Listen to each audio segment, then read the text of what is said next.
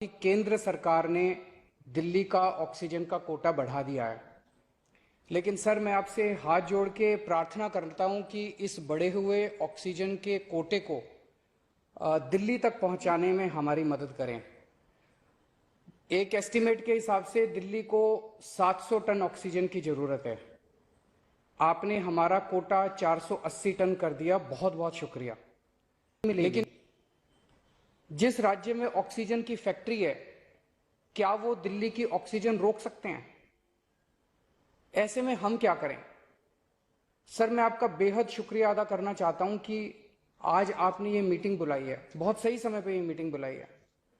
पर सर मैं आज ये जानना चाहता हूं कि अगर आज या कल या किसी भी टाइम हमारे दिल्ली के किसी अस्पताल में अगर 1 घंटे की, आधे घंटे की, 2 घंटे की ऑक्सीजन बच जाए और लोगों की मरने की नौबत आ जाए, तो मैं फोन उठा के केंद्र सरकार में किससे बात करूं?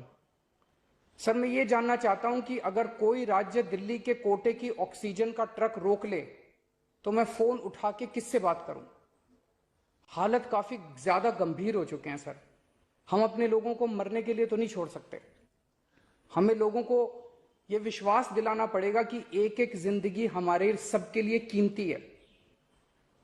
हम आपसे फिर से दिल्ली के लोगों की तरफ से हाथ जोड़ के अपील कर रहे हैं कि सर तुरंत कोई कठोर और सार्थक कदम नहीं उठाया गया तो शायद दिल्ली के अंदर कोई बहुत बड़ी त्रासदी हो सकती है। मैं आपसे मार्गदर्शन चाहता हूं सर। सर कुछ ही राज्य हैं जहां से मैक्सिमम दिल्ली की ऑक्सीजन आती है और जहां सबसे ज्यादा दिक्कत आ रही है और जहां सबसे ज्यादा हमारे ऑक्सीजन के ट्रक रोके जा रहे हैं।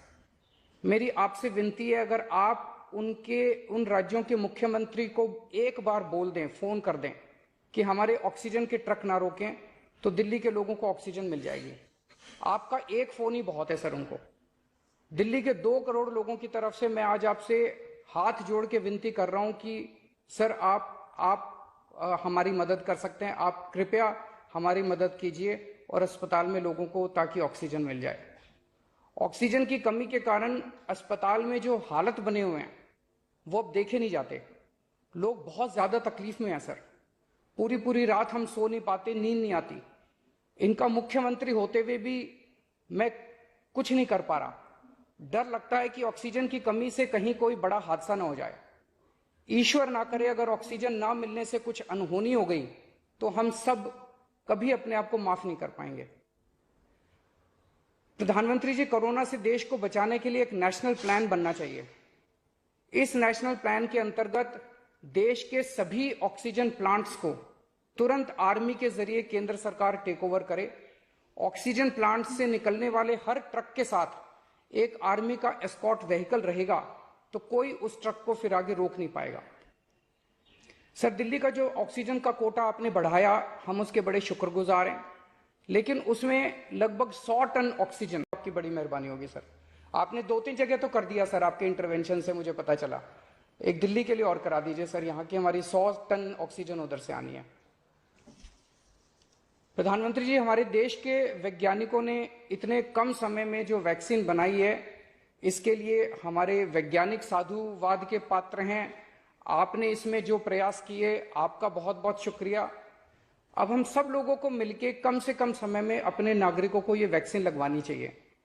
इसमें केंद्र और राज्य सभी सरकारों को हमको मिलकर काम करना है।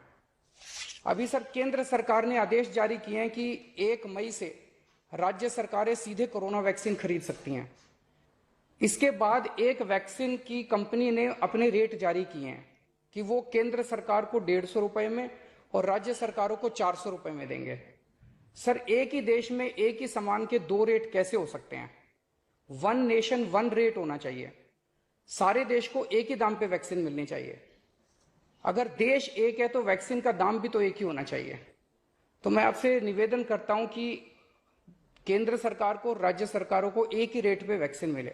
जिस रेट पे केंद्र सरकार को वैक्सीन मिल रही है, उसी रेट पे राज्य सरकारों को भी वैक्सीन मिलनी चाहिए। सर हर एक जान हम सब लोगों के लिए कीमती है। हमें ये एहसास हर भारतीय को इस वक्त कराना होगा। इसलिए मेरा मानना है कि देश में सबको दवाई, सबको वैक्सीन और सबको ऑक्सीजन मिलनी चाहिए और बिना किसी विवाद और बिना किसी रुकावट के ये मिलनी चाहिए। मेरा विश्वास है देश में अगर कोरोना के खिलाफ एक नेशनल प्लान होगा तो हम सभी राज्य सरकारें और केंद्र सरकार मिलके इस दिशा में काम करेंगे। सर, कोरोना की वजह से दिवंगत आत्माओं को शांति मिले। मैं कहना चाहूंगा, हाँ जी सर। ये हमारी जो परंपरा है, हमारे जो प्रोटोकॉल है,